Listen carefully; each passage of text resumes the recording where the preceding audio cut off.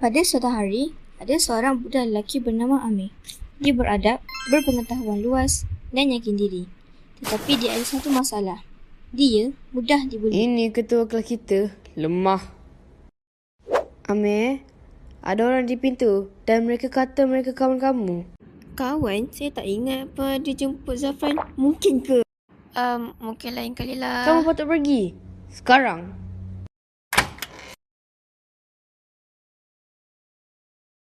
Lemak gila dia. Jap. Itu bukan Amir. Apa yang dah jadi ni? Kenapa kamu bully Amir? Zafran? Tak mungkin. Kau kawan dengan si pucundang ni. Dah lah, bye. Jom balik. Sewaktu mereka berjalan, mereka terserempak dengan seorang lelaki yang mabuk yang sedang memegang senjata api. Tolong! Lari!